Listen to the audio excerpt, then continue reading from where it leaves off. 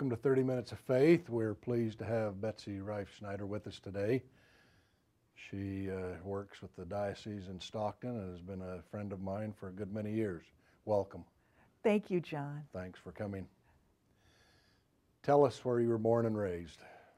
Well, I was born in Southern California, Burbank, California, and but I lived for 1 year as a child in Japan because my dad was actually born in Japan and my grandfather was the Episcopal Bishop of North Tokyo years and years ago. That's an interesting story. There wouldn't be too many that would have that to tell. That's true. Now, how did you end up in Sacramento? Well, my husband and I, we enjoyed living in Southern California. I was born and brought up there, but the rivers in Sacramento and the Sierra Nevada mountains definitely pulled us northward. And so I was fortunate enough to get a job working on water conservation in Sacramento for a number of years. And then slowly, because my environmental background has always been informed by my faith background, I was able to transition to work as not only the environmental justice coordinator at the Stockton Diocese, but also to help out California Interfaith Power and Light as their state policy person here in Sacramento. And we'll talk about that in a little bit because you and I have gone through some of those doors together. Where did you meet your husband? We met in Pasadena at a Sierra Club meeting, and it was a case that we were the youngest people at the meeting because way back then in the early 80s, the youngest person of the Sierra Club Pasadena group was over 80 years old. Wow. And in fact, the chair had actually shaken hands with John Muir. So I was sitting there and I leaned over to him. He had a sweatshirt on that said Haagen-Dazs, and I said, "Do you work at Haagen-Dazs?" And he said, "No, I just go there to worship." And without thinking, I said, "Oh, I thought That's a good place to worship." It is. And I, of course, came back with, "Oh, I thought you might have been somebody worth knowing." And you have children? No, Bob and I are both only children, and we don't have any children. So ours is a pretty small family. Are your parents still living? My mom is still living in Southern California. And in good health, reasonably? And she just took a fall a couple of weeks ago, and she's getting some rehabilitation. But she has an Irish constitution, and she is determined. Some would call it stubborn, and so she's getting better. And thank you for asking, Joe. And you don't have to fall very far to get hurt. I mean, you can fall off the soles of your shoes and get hurt really, really bad. Exactly. Yeah. How about educational background? Well, I went to Occidental College in Southern California, where President Obama also went for his first couple of years. I always say he couldn't cut it at Occidental College. That's why he had to go on to Columbia University to finish up. There you go. So I went there, and then I did graduate work at the University of Chicago in modern Chinese political history. What pulled you to that? Well, I think it was my family background in East Asia. As I mentioned, my grandfather had been the Episcopal Bishop of Japan. My great-grandparents had gone to Japan as medical missionaries in the 1860s, just after the Meiji Emperor opened up Japan to the West. And there have been Reifsniders there ever since, up until World War II, when the government of Japan respectfully asked my grandmother and grandfather if they would go home to Pasadena. What's the origin of your last name? I believe it's Dutch, so I have a quarter Dutch, quarter Scottish, and I'm half Irish. I'm always interested in names. People will say to me, Fish. How do you spell that? And I will say F-I-S-H. You mean like a fish in the brook? So that's it. Oh, okay. Yeah. John, I am so jealous. I have always been jealous of your name, John Fish, because I'm technically an Elizabeth Reifsnider, and my husband's last name is Schlichting. So I am so jealous of your name. Well, and you know, little kids sometimes just call me John Fish as a two-syllable word. Yeah. You know, it's just John Fish. We have a son who served a church mission in Japan, and they did a lot of things, but one of the highlights was they would go to the rest homes and they would gather up the people in their arms and take them down to a place to bathe them, both male and female. And that taught humility and compassion and just decency and goodness. And he started talking about that from the outset and has never stopped, how that made him a true servant to the people. That was a wonderful thing. Also have a son who did a mission in Holland and speaks Dutch and enjoys a whole bunch of that. Now, let's talk about our Light and Power backing. You and I started together there a decade ago. How has that graduated from when we first started? California Interfaith Power and Light has grown from when you and I were at our meetings. There's now, I think, 530 congregations throughout California that are members of CIPL, as it's called. And they have more and more programs going on, practical ways that congregations can get involved. In fact, the weekend of Valentine's Day, they're having a national preach-in, and they have all these resources for any congregation, be it a pastor, leaders, members of Green Team, who want to preach at their congregations around care for creation and our responsibility to care for it. And they're going to have sample sermons in from various faith perspectives, and even Valentine's Day cards that people can fill out and send to their legislators. They also have something now called Cool Congregations, which will help people and congregations reduce their carbon footprints and be more energy efficient and save money. And then I keep hoping we can get you, John, to come to the CIPL annual Clergy Lobby Day that we have right here in Sacramento, where we have an opportunity to go and visit all the legislators and explain why we care about clean air and climate change issues and how it affects poor and vulnerable people. I will try to do that because I believe in that. When you were talking creation a minute ago, and you and I chatted a few minutes earlier about us being in Antarctica, the ship we were on had a couple of Zodiacs full of researchers come out from one of the research stations and get on the ship and then take us through some classes and some learning things. One of the men who has been going to the station every summer for like 27 years, and they're studying not only the environment but the ice and the water and what lives, you know, the life under the water, said that he thought Antarctica was closer to creation than anywhere else on Earth. And he thought that when God needed to just take a break and have a rest, he'd surely come to Antarctica to do that. And that just intrigued me because when you take away the distractions of the world and go to a place where there isn't, and we can do that even in our houses of worship. But when you can do it on as grand a scale as Antarctica, you get a really clear look at creation and purity and devoutness and devotion in its finest form.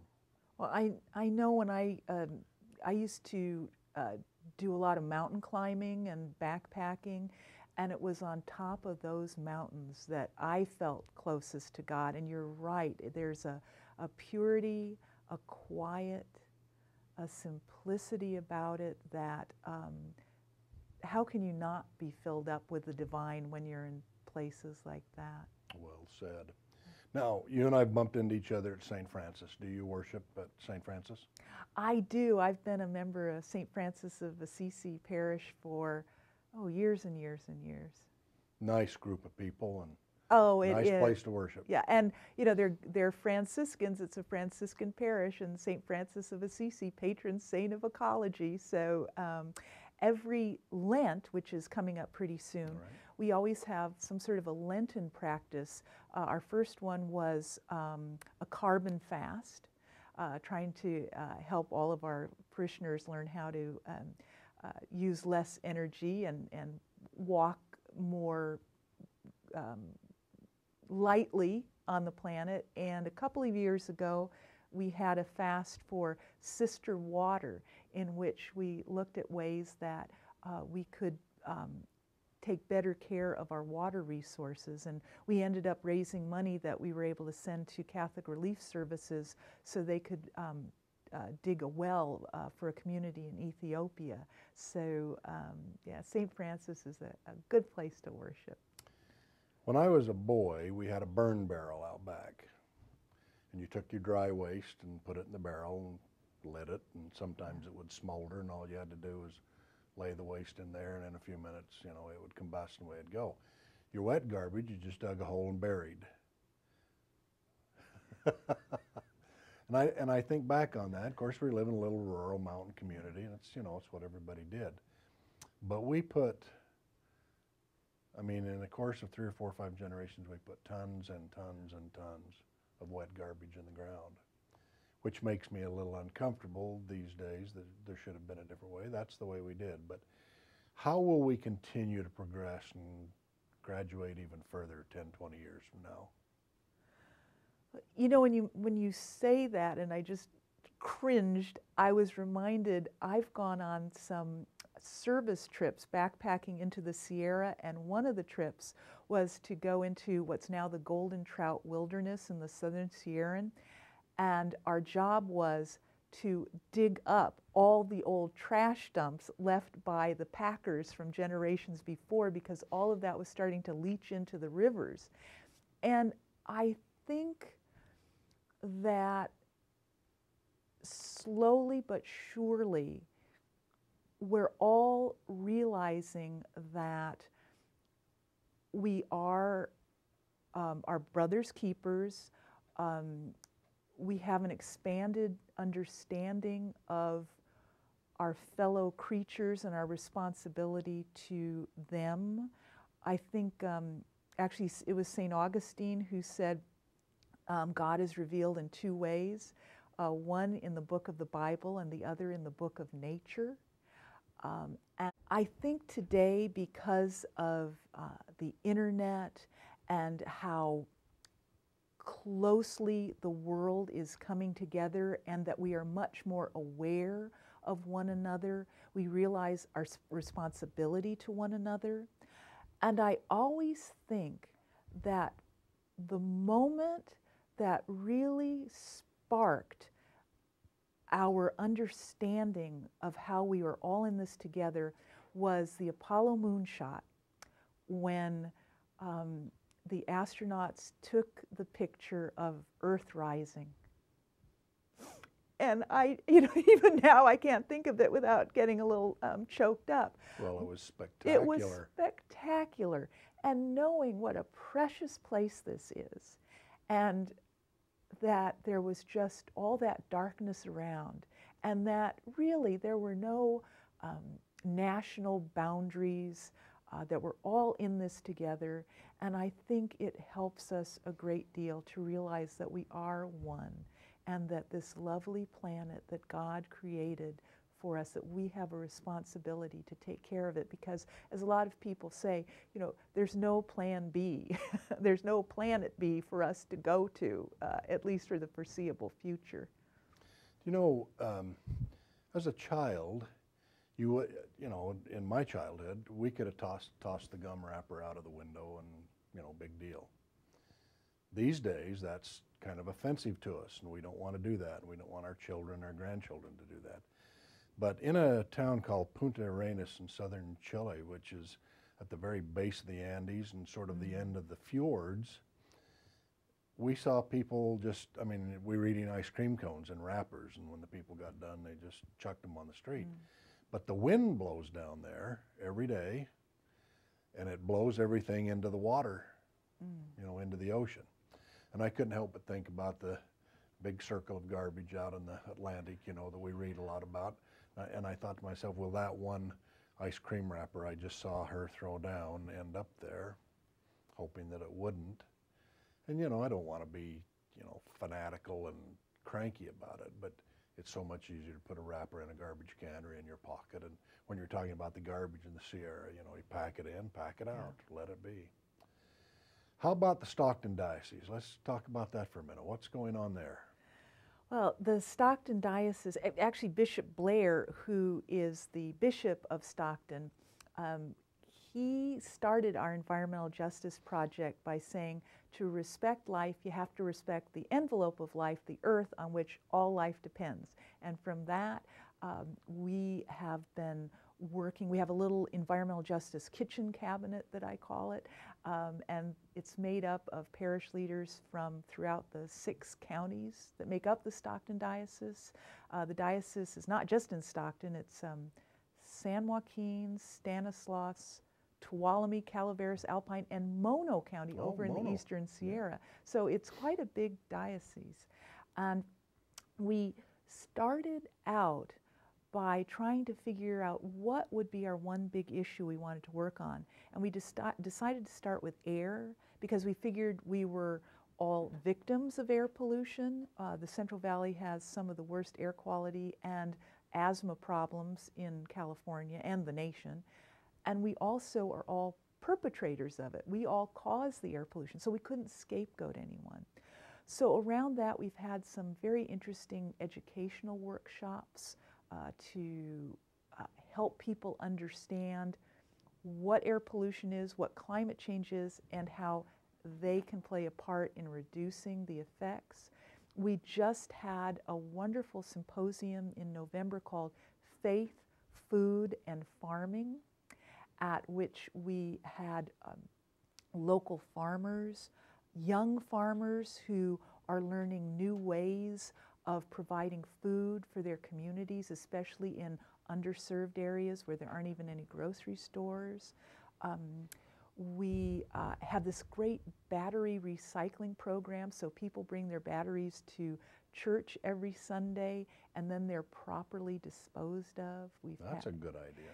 It is, because I didn't know, but it is illegal to throw your batteries away in the trash. That's actually illegal in California, but what do you do with them? And sometimes people know where they can throw them away, but this way you just bring it to church. You bring an envelope to put in the collection basket, why not a battery to put in the recycle basket? So we're doing that. Every year we always choose 1 or 2 pieces of environmental legislation that we want to come to Sacramento and lobby for, and it's always around air quality and the effects on poor people. So that's just some of what we're doing. That sounds like a really, really good work. Bishop Blair, by the way, is a delightful personality, a really fine man. I've rubbed shoulders with him several times. He's a really, really fine man. He is, and he just gave the keynote address at something called, I think it was Sacred Air. It was an interfaith convocation in Louisville, Kentucky. And he gave the talk on good air, good sense. And he talked about how we do have a responsibility to do all we can to clean up air pollution. And what I loved about him, here is a Roman Catholic bishop who starts his talk around the importance of ruach, or the feminine, divine aspect of God as the breath of life, the spirit of life and air. So, as you can see, I'm a big fan too. He's a really fine man. If we keep moving forward, even if it's slow, can we get to that point where 2 or 3 more generations from now they will look back at us and just say, oh, they were dinosaurs and they didn't know what they were doing, and here we finally reached this? Or is this 10 generations from now as far as making the world what it really needs to be? Well, because we're people of faith, John, we always have faith that, yes, Right. indeed, we have faith and we have hope, and we certainly try to profess it through love. I would say that it will be just maybe 1 or 2 generations, because the younger people obviously get it. It's we older dinosaurs in the pews who have to be convinced. Children and young people are already there. And I think as we start seeing the effects of climate change more and more, people will realize that this is indeed happening. Right now it is indeed happening, but it's largely in countries where the people are poor. They're not the ones who have caused the big problems we're seeing with climate change, but they're the first, they'd say the poor receive the effects of climate change the first and the worst. But slowly, I think, as more and more of us understand that spring is coming earlier, that we're having hotter summers, heat waves, wildfires, drought, I think slowly we'll come to understand that.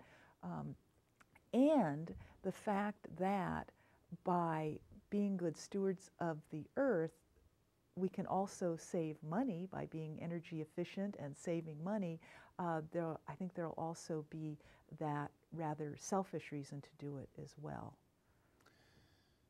I'm going to ask you to play God for a minute.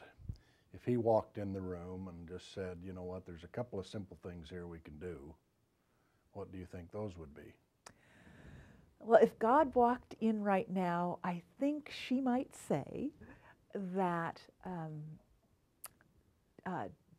do not judge others, but see what you yourself can start doing and being a good example. And then realizing that every single thing that I have created, from the tiniest insect or microorganism all the way to the giraffes and the horses and people and whatever, I have created them for a purpose. I love them. They have intrinsic value just because I created them. And you, my wonderful human beings, have a responsibility to treat them as I treat them. My understanding of reading Genesis, when we hear the word dominion over the earth, it comes from dominus, which means we are to treat creation as dominus, as God creates, treats all of that wonderful creation. And, you know, creation for many was a long time ago, but creation continues every day in so many forms and so many different things. Do you think California can lead? Will they reach a point where they're just stagnant? How will California do? California has always been leading in this area, and that's one reason why I think we're so lucky to be here. But just last week, the Air Resources Board passed the Clean Cars Standards, which is going to be the standard for the rest of the country. We're the first to actually have regulations around climate change. And we were the first to have catalytic converters. As somebody who grew up in Southern California, I remember how smoggy it was. I grew up at the base of the San Gabriel Mountains, and I couldn't even see the mountains. And it is so much cleaner, even in Southern California, because we got the lead out of gas. Who did that first? California. And with all the ups and downs California has been through, it still is such a wonderful, unique, golden state. And we have such a diverse population and a diverse environment that we can't help but come up with great ideas that start here, that get poo-pooed oftentimes in the rest of the nation, but eventually the rest of the country catches up with us. Now, let's change gears for a sec. What do you do with your spare time and for fun and relaxation and recreation? What's driving you these days? Well, my husband and I are both in book clubs, and we love doing that. and then we enjoy hiking. And this coming autumn, we're trying to get in shape so that we can walk across England, do the coast-to-coast walk, and dip our boots in the Irish Sea, and then walk across and dip our boots in the North Sea. Thank you, John. And so we're going from west to east rather than from north to south. We're taking the shortest route across England that we can. And that will follow Hadrian's Wall at some point through there? Yes, it will, and it sounds like we only have to take day packs, and then our gear will be trucked from B&B to B&B, and we're going to have local people walk with us every day so we can learn more about it. Hadrian's Wall, some of the ancient sites that are there, the birds, the flowers. It's a beautiful place. It's a really, really pretty world. Going back for a minute when you were a girl, did you think you would be where you are today when you were little? I didn't. I started out thinking that I would be a paleontologist, and then when I got to college, because I was taking Japanese and Chinese language, I thought I was going to be in the Foreign Service. And instead, you know, God must have spoken, and it was the environment that spoke to me, and I've been doing it for the last 30 years. And have you enjoyed it? I have enjoyed it thoroughly, and I know I'm doing what I'm supposed to be doing. Oh, good for you. I wish everybody could say that. Now, in a perfect world, if you could push a button or wave a wand to correct something immediately, what would that be? I would get people from stop using bottled water and start using tap water, and making sure that they're not throwing away those horrible bottles that end up in the landfills. That's the Good one thing. answer. Thank you. Plastic is hard to work with, and yet easily accessible. Thanks so much for taking time to come and visit with us. It's nice to visit with you. Always good to see you. Oh, it's a pleasure, John. Thank you.